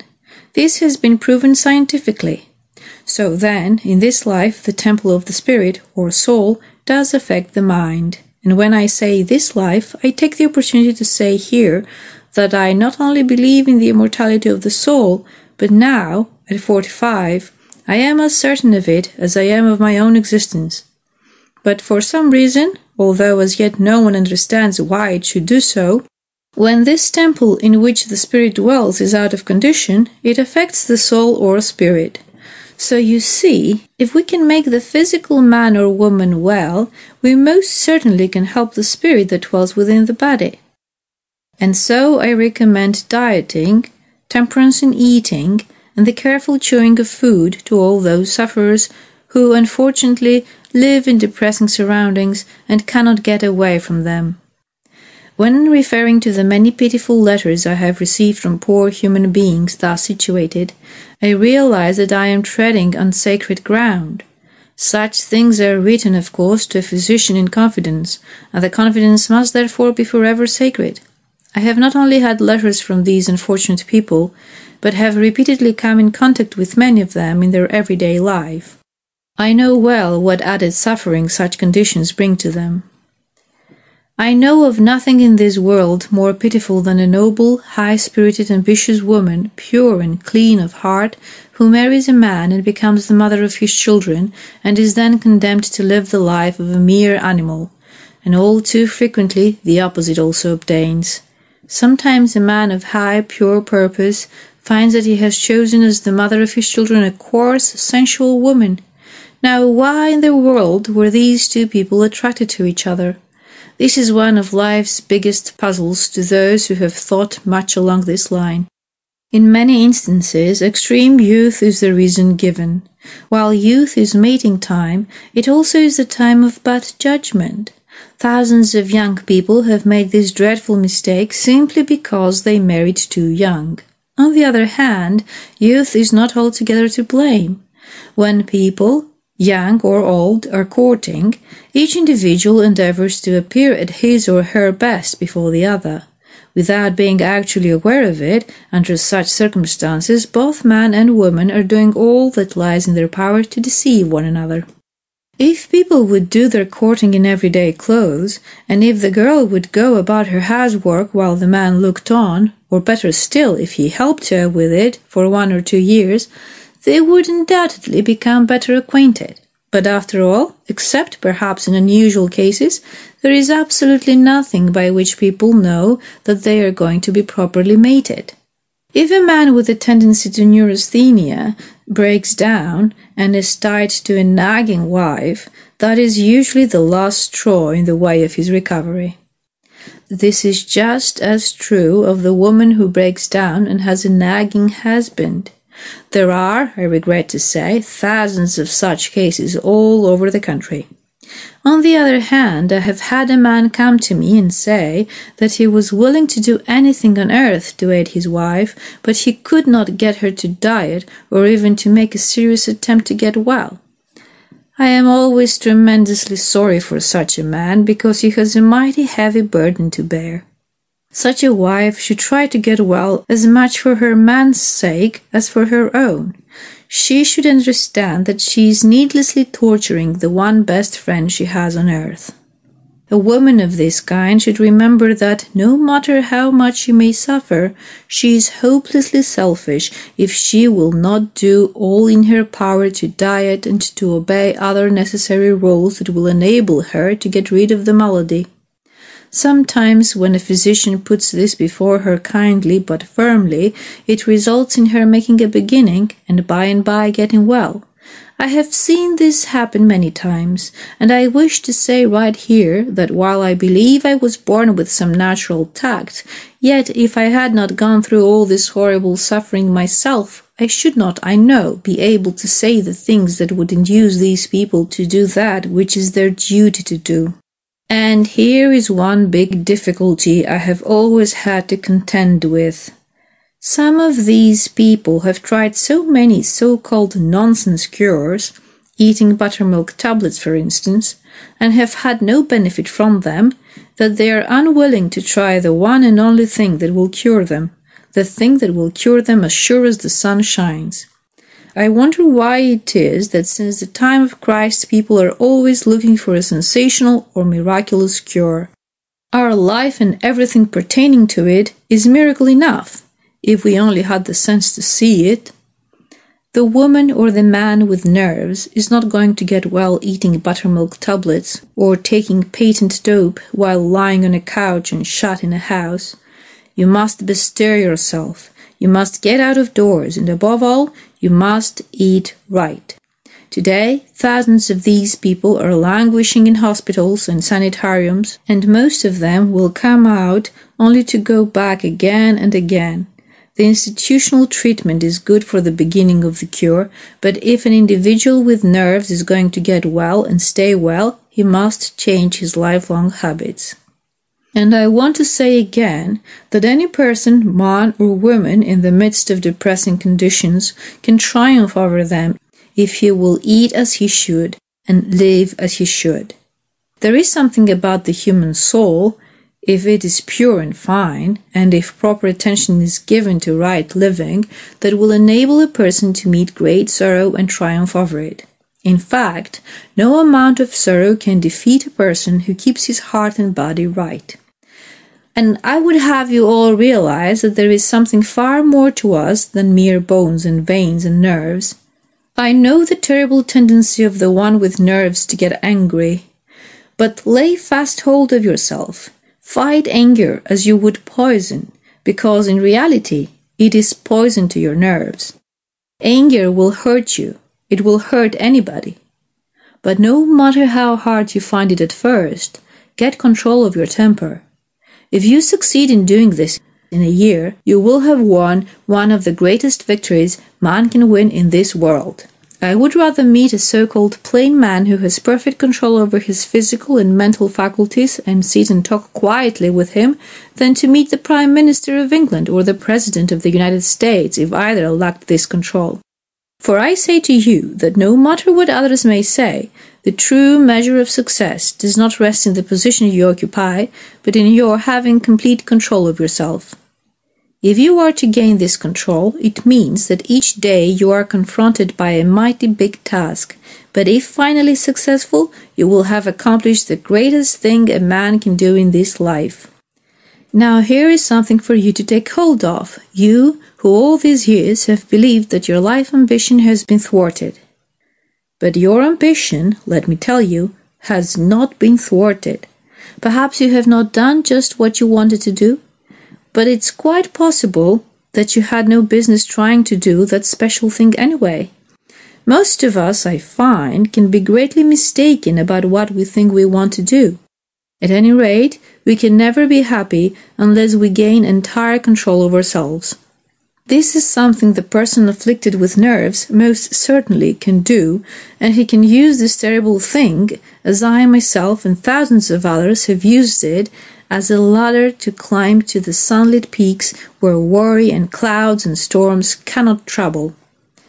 And after all, no matter who we are, no matter how poor or how rich we are, and no matter where we live, life holds about the same general possibilities for all of us.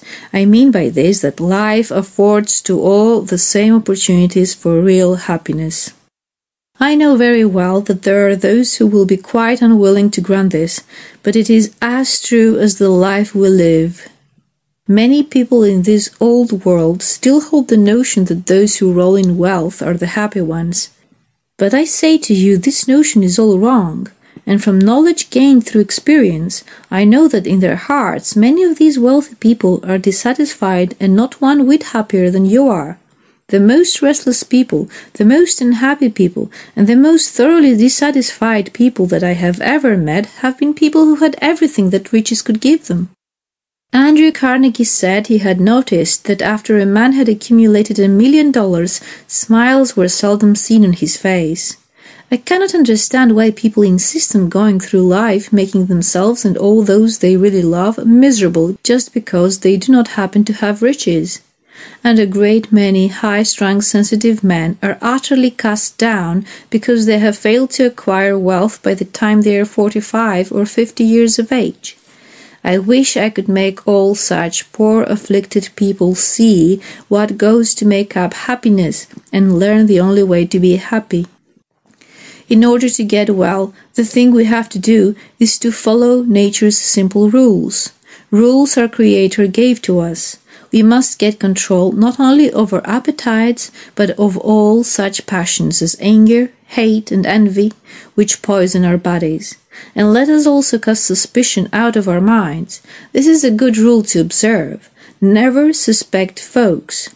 It is useless anyway, for by and by what they are or what they do is always bound to come to the surface. By gaining perfect control over yourself, and most certainly to do so is worth every effort you may make, you will also gain patience, and that is, I think, one of the crowning virtues. Sometimes I think it's the greatest of all virtues. Certainly it stands very high in the perfecting of character.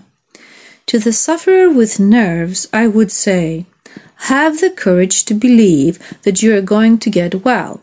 Then you can do it. No matter how depressing or discouraging your surroundings, do the very best you can every day. Then, no matter what your ideas of success may have been, you are really succeeding wonderfully. See that you keep right on doing it. If you are a mother and have children, live for them.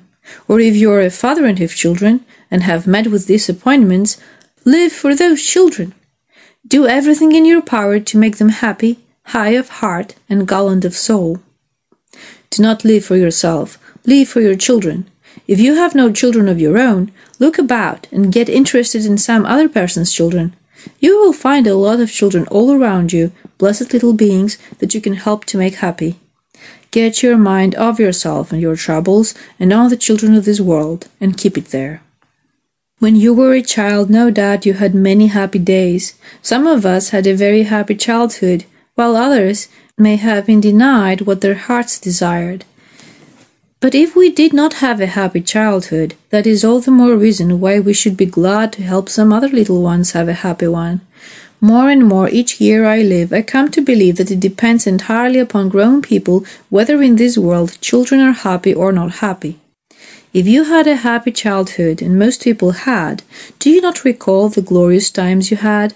I know you do, for we all do. And I know, too, how much people affected with nerves dwell on those memories, and how much they wish they might go back to those blessed days when the sun was always shining, and the birds were always singing, and the streams always beckoning them to play along their sands. Do you realize that you can live in those days again? I do, and I go back and dwell in them more and more the older I get. I do not mean that I am not looking forward, for I am, tremendously. How stupid we poor miserable creatures of this world become after we leave our childhood days behind us. We really should never lose sight of them. I have said that the person afflicted with nerves should not run. I did not quite mean all that implies. After such a man has recovered, if he has a good heart, he should run a little. I run. I can't help it. I feel so good I have to run a little now and then to work off steam. But you know very well, when most people see a man running, they at once think a house is afire somewhere. It is almost unbelievable that we should actually surround ourselves with so many utterly senseless customs that tend to nothing but misery and unhappiness. We should dress for comfort, and we should have the courage to live in a youthful world where all may be happy. If the blind lead the blind, so the Bible tells us, both shall fall into the ditch. We need so to live and act that we shall not fail to be happy. Happiness really is what everybody is chasing, but how very far away from it most people are getting. Go back to the memories of your childhood, be with children and play with them all you possibly can. If you are a mother, begin this very day to exercise more patience with your children, recalling over and over again that when you were a child, you were just as they are. And remember, for it is only too true, that the day is fast coming when your little boy will no longer be a little boy, he will be a man, and will have gone away from you. Then many times you will wish him back, and you will look back on those days when you thought your nerves were being ruined, and feel a great swelling in your breast, and breathing a sigh, whisper to yourself, "Dear God, I hope I did all I ought to have done for him while he was little." I know that anyone can live with children and find happiness in being one with them, and I know of no better thing to do. After we have hold of ourselves with a firm grip, we should endeavor to do this. I have had people suffering with nerves tell me they had lost a little boy or a little girl, and that it seems impossible to get over this loss. I cannot tell you how much I long to help such people, but I always urge them to go right on playing with other children and to remember, for to me it is certain truth, that they will meet that little child again, There should be nothing to grieve about in such a loss. To find compensation, the one who has had such a grief has only to keep on playing the part of a true man or true woman. Childhood, with all its pains and pleasures, is everywhere about us, and childhood is only the beginning of immortality. Late one night, a number of years ago, I was sitting in a little restaurant in a western town and was feeling very lonely and miserable. Sorrow weighed heavily upon me that night, and the world never seemed blacker. Yet I think my belief in the immortality of the soul had never been more certain. I looked up, and high on the smoke-stained wall hung a painted picture of an old-time ship with many sails set. This painting pictured the ship sailing through the darkness of night. But through the dark, seemingly restless clouds, the moon gleamed brightly on the white canvas of the sails. I had never before been so powerfully impressed by any picture. It seemed fairly to speak to me. I took an envelope from my pocket and set down the verses given here. These verses were afterwards published in 1 or 2 metropolitan papers. Mr. James Bryce, then English ambassador at Washington, saw them and wrote me a beautiful letter about them, in which he said, "Your little poem, The Last Journey, attracts me very much." You see, he was beginning to grow old, and I knew that was the reason these lines of mine had made an appeal to him. Not very long after this, I also had a letter about the verses from Dr. Osler, then Regius Professor of Medicine at Oxford. In it he said, "I have read your little poem, The Last Journey, with unusual interest." And again I knew why. You see, it doesn't matter very much what our rank or our station here, no matter whether a human being is a king or what his station in life may be, he still is a human being. We are all reaching out after the same great thing. The fine thing about the sentiment of these little verses is that although you wish to and may not believe it, it is coming true anyway. The Last Journey. One night, when in a youthful dream, I saw a moonlit sea, and sailing o'er its dark expanse, a ship of mystery. The lonely traveller seemed to be on some great mission bound, as o'er the darkened waters it sailed without a sound. Long years have passed, old age has come, the fire of life is low. Again I think of that strange dream of youth so long ago. And in the ship that swiftly sailed that silent moonlit sea, I seemed to see a storm-tossed soul bound for eternity. Now to my mind this sweet dream comes, a peaceful memory, for soon I'll be a youth again with immortality. End of chapter 5. End of How to Eat, A Cure for Nerves by Thomas C. Hinkle.